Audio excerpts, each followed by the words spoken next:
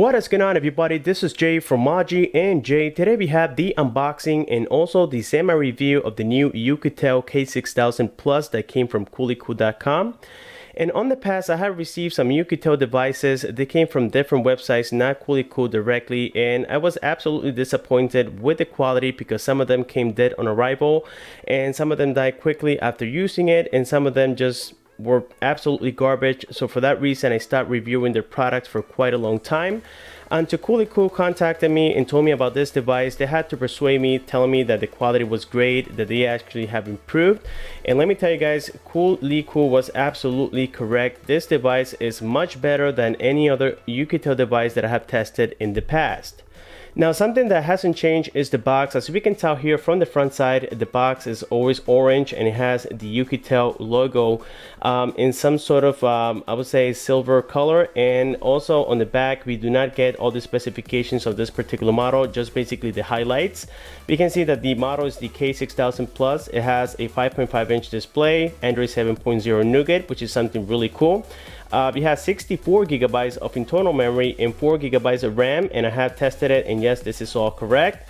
It supports a fingerprint scanner, and this time it's on the front side, something that I truly like on any smartphone. And even though I love here my Samsung Galaxy S8, something that truly disappointed me is the fact that they moved the fingerprint scanner to the back, but I guess it's just something to get used to. But anyways, I do prefer the fingerprint scanners to be on the front side of the phone and not on the back.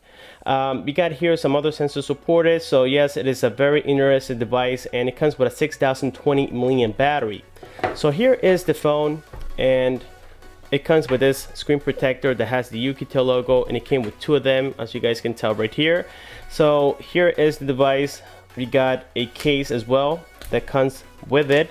So let's go ahead and set it aside. We have some instruction manuals. These are very basic, and it comes with a SIM opener tool so that we can install our SIM card. And the booklets are in English, as you guys can tell. So they are quite detailed. But now it is hard to read if you don't have 20/20 eye vision. You can see the fonts is very, very small, so just be aware of that. Also, inside of the box here, we had two very nice dividers. One of them carrying the USB. This is the standard micro USB. We do not have the USB Type-C with this device. Also, we got the fast charger. Now, the interesting part about this fast charger is that Oukitel is promising that you can talk up to 2 hours with just 5 minutes of charge. So that's really, really cool. And here we got the specifications. Now, I did charge it for 5 minutes and I got about 15 to 18%. I am pretty sure that you can tag for about 2 hours, but to be honest with you guys, I never tested it. I just got my little adapter, connected it, and this thing is truly a fast charger and it does a great job. Keep in mind that we have a 6020 milliamp battery, so we need something like this in order to charge it quite fast. Otherwise, it's going to take forever. Then on the other side here, we have, interesting, I thought it was going to be some earphones, but no, we have an OTG wire so that we can connect it on the bottom of the phone, and then you can connect accessories such as keyboard, mice, memory sticks, and much more. So inside of the box, we have nothing else. So let's go ahead and jump right into the Oukitel K6000 Plus. This device carries the MTK6750. It has 4 gigs of RAM, 64 gigs of internal storage. It has a 6020 milliamp battery. And on the front here, we're going to find an 8 megapixel sensor camera with the ear speaker, the proximity and light sensor, and also the 5.5-inch display. It is Full HD, and also it has the 2.5D R screen here. So it's going to curve a little bit on the edges, giving you guys a very nice grip. Towards the bottom, we have a fingerprint scanner. This is also going to serve as a home key. We have a back key and a menu key. On the left hand side of the phone, we're going to find that we have a SIM card tray. It supports dual SIM, dual standby, or you can do one SIM card and also a TF card at the same time. So we got here the metallic frame, and yes, this is all made of metal. And then towards the top here is going to be the 3.5mm headphone jack. On the right side, we have the volume rockers up and down with the power key. And then on the bottom side, we're going to find here the charging port. It is unfortunately the micro USB port, something that in 2017 is definitely outdated. So they should have at least include the USB Type-C. We have the loudspeaker and also the microphone, and then towards the back side of the phone we find what they call the 60 megapixel camera. Also we have the LED flash, and the back here is made of metal. However, the top and the bottom are made of plastic. So powering on the phone, we're going to find here the operating system, which is the Android 7.0 Nougat.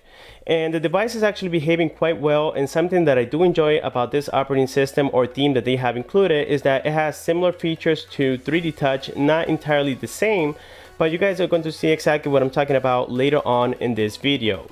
So far, here we have witnessed the boot animation.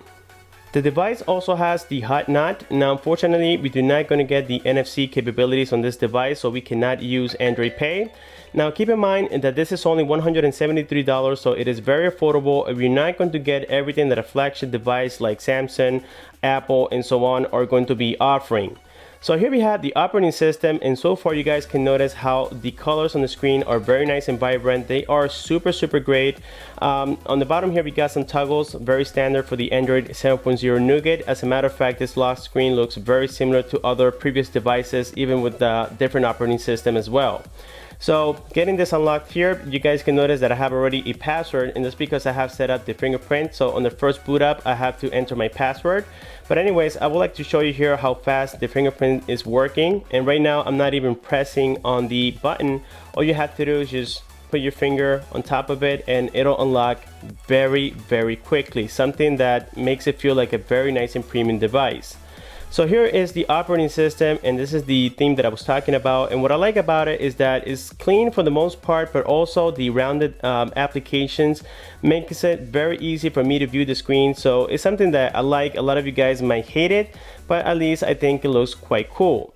Now something that I was mentioning before is that it looks similar to the 3D Touch. It's because of the way that they made it look.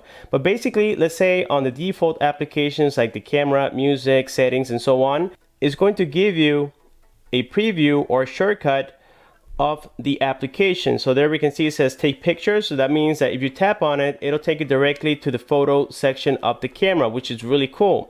Also, we got the same here for settings. If I swipe up, it'll give me the frequently used applications, and I can just swipe to the side. And then towards the bottom, I can change some settings as well, which is really nice. Now, I'm not sure, since I haven't seen a Oukitel device for a very long time, if this feature has been added on other Oukitel devices. But at least in my search, and also some of the questions that I asked the website Cool, they said that this feature is unique for this particular model. So getting here inside settings, we're going to find that we do have the hot knot capabilities. Now, we do not have NFC, as I said before, so we cannot use Android Pay. The settings are very basic for this device. We do have here storage, and on storage it's going to give us the internal storage of the device, which out of the 64 gigabytes we have 53.9 gigabytes available.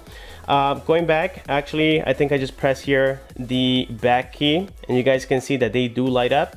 Not very bright, but bright enough for me to see them and distinguish where they are located. So now going here into the memory side, let's go ahead and check the RAM, and we do have 4 gigabytes of RAM, and out of the 4 we have 2.4 gigabytes available, which is more than sufficient. Also, we're going to check here the fingerprint. You guys can see that I have right now my 2 thumbs recorded on there, and we did tested it, and it works absolutely flawlessly. So also we got language and input. And then here, it's going to be a little bit different. You know that normally we have them all listed on here, but now they give you the option to actually add the language that you prefer. So if you click on add, these are all the languages supported, and they give you the option to download it into the device, which is really cool. So now finally we go into about device, and here we're going to find some of the features again and specifications of the Oukitel K6000 Plus. So getting back here to the phone, another subject I want to talk about is the benchmarks that I got on this device. And if we go here into Intuitive benchmark, I got a score of about 40,000. It's nothing really impressive or something to brag about, but keep in mind that this processor is a power saving processor, so it's not really performer, but it's going to do, you know, enough for you guys to play games like, you know, Oukitel 8. You can play the new Mario game, and you can play pretty much any game that comes out. It's going to support it quite well. So here on information, I can give you guys some of the details, and the Mali is the T860, as I mentioned before. There we can see the camera information, and let me just scroll down here so we can check if the operating system is also the one that they are claiming it. And yes, there you can see it. The Android ACK version is 24, so this is definitely not a fake Android Nougat. And now if you go here into Geekbench 4, we're going to see the score that I got, and it was 603 for the single core and 2347 for the multi-core.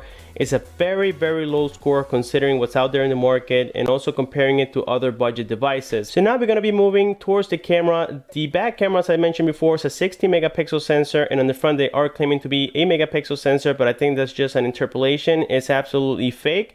I think that in reality on the front we're going to have maybe a 5 megapixel sensor, and on the back is a true 13 megapixel sensor camera.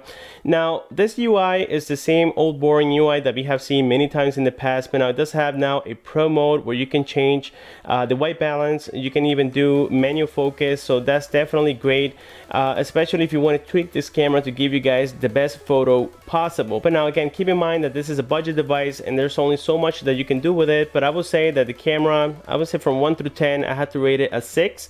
So that is expected, you know, for a device of this price. I think, like I said before, you know, the main highlight of this phone is going to be the battery, possibly the fingerprint scanner, and the fact that it has the Android Nougat 7.0. Also, the GPS is working very nice and flawlessly. As a matter of fact, I have downloaded the GPS test so that you guys can see how fast it's loading.